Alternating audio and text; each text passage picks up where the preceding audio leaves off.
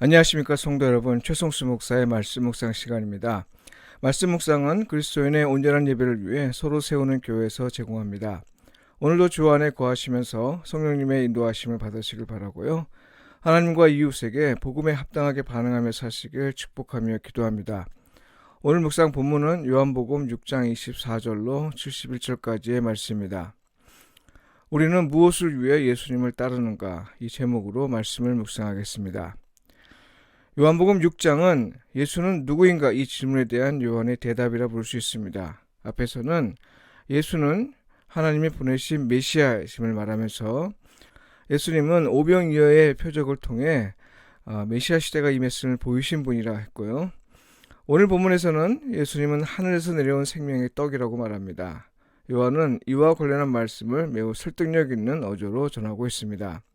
많은 사람이 예수님을 따라다녔습니다. 문제는 그들이 예수님을 따른 이유가 표적을 통해서 자기를 계시한 예수님을 믿었기 때문이 아니라는 겁니다.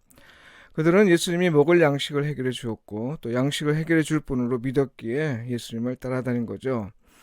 그들은 이런 역사를 통해서 하나님이 장차 보내실 모세같이 위대한 선지자를 기대했습니다. 바로 그들의 이런 생각을 아신 예수님은 하늘에서 내려온 떡을 말씀하시면서 두 가지 종류의 떡에 관해 말씀하셨습니다. 이건 그들의 생각과 기대에 상당한 충격을 주는 말씀이었는데요.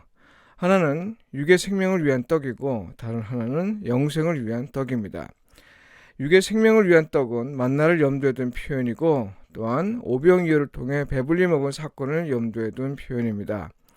특히 여기서 같은 하나님의 떡을 말하면서 굳이 썩을 양식과 영생을 위한 생명의 떡 혹은 참떡을 구분하여 말하는 건요.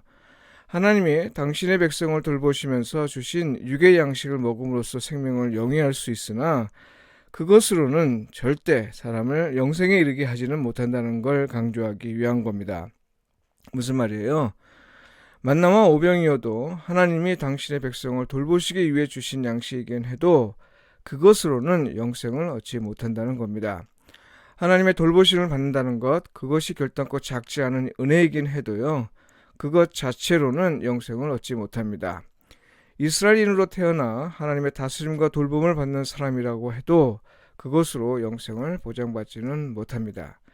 이방인으로 태어나 아무리 선한 행위를 한다 해도 그것으로도 영생을 보장받지 못한다 이 말이죠.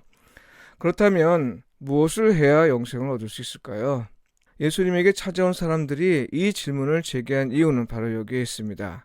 태생적으로 유대인이라고 해도 영생을 보장받지는 못한다는 사실을 그들도 알았던 겁니다. 그런데 그들은 그 이유를 자기들이 율법을 온전히 지키지 못했다는 사실에서 찾았습니다. 그래서 예수님이 영생을 언급했을 때 그들은 하나님의 일을 생각한 겁니다. 이런 오해와 관련해서 예수님은 율법을 지키지 않았기 때문이 아니라 그들이 생명의 떡인 자기를 믿지 않았기 때문이라고 말씀하셨습니다. 심지어는 하나님의 일이라는 것이 결국엔 하나님이 보내신 자기를 믿는 것이라고 말씀하셨습니다. 내가 곧 생명의 떡이니라 너희 조상들은 광야에서 만나를 먹었어도 죽었거니와 이는 하늘에서 내려오는 떡이니 사람으로 하여금 먹고 죽지 아니하게 하는 것이니라. 나는 하늘에서 내려온 살아있는 떡이니 사람이 이 떡을 먹으면 영생하리라. 내가 줄 떡은 곧 세상의 생명을 위한 내 살이니라 하시니라. 48절로 51절까지 말씀입니다. 그러니까요. 하나님이 당신의 백성을 돌보시기 위해 하늘에서 보내준 두 종류의 떡에서 하나는 육신의 생명을 위한 것이고 다른 하나는 예수님 자신인 생명의 떡입니다. 그렇다면 우리가 예수님을 따라야 하는 이유는 무엇이어야 할까요? 예수님은 이 질문에 대답하면서 예수님을 육의 양식을 위해 따르지 말고 생명의 양식을 위해 따라야 한다고 말한 겁니다. 이걸 달리 말하면 하나님의 육체를 돌보시며 베푸시기 위해 주시는 육의 양식으로 만족하거나 이런 만족을 얻기 위해 예수님을 따르지 말아야 한다는 거죠. 오히려 영생 곧 이 세상에 살면서도 하나님의 생명인 영생을 얻은 자로서 살기 위해 예수님을 믿고 따르라는 뜻입니다. 예수님이 세상의 죄를 씻기 위해 오신 분임을 믿고 따르라는 거죠.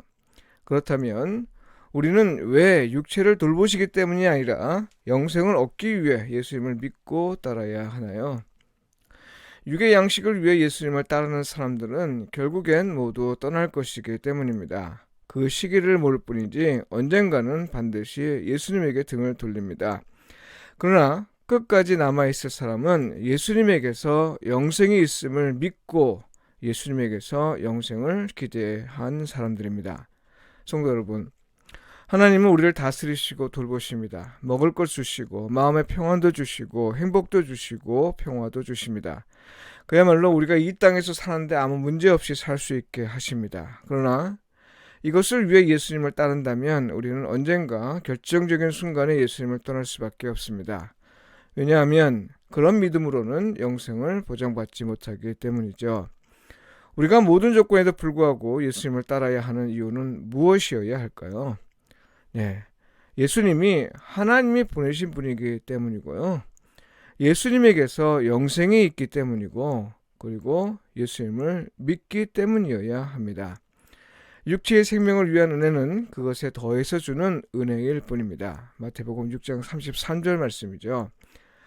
그런데 영생을 믿고 또 이것이 내게 주어지길 기대하면서 지금 이곳에서 하나님의 생명으로 살길 주저하고 포기하고 거부한다면 그건 스스로 영생의 삶을 거부하는 겁니다. 따라서 만일 우리가 예수님을 믿는 게 영생을 얻기 위한 것이라면요, 우리는 지금 이곳에서 영생의 삶, 천국의 삶을 살려고 노력해야 합니다. 달리 말해서 하나님의 뜻이 지금 이곳에서 분명해져 사람들이 그 뜻이 이루어지는 걸 볼 수 있고 또 하나님 나라를 볼 수 있도록 그런 삶을 살도록 애를 써야 합니다. 이건 말씀이 내게 일어나고 나를 통해 이루어지도록 하는 삶을 통해 가능해집니다. 기도드리겠습니다. 주님, 우리가 무엇 때문에 또 무엇을 위해 예수님을 따르는지 돌아보게 하소서. 우리는 무엇을 먹고 무엇을 마시고 무엇을 입고 또 어떤 집에서 살지를 염려하며 하나님의 이것들을 돌보시길 바라며 살고 또 이것을 위해 예수님을 따르는 일이 많음을 고백합니다. 주님, 우리의 연약함을 도우시어 오직 영생을 위해 주님을 따르게 하소서. 그리하여 지금 이곳에서 영생의 삶을 살 수 있도록 이끌어 주소서. 예수님의 이름으로 기도합니다. 아멘.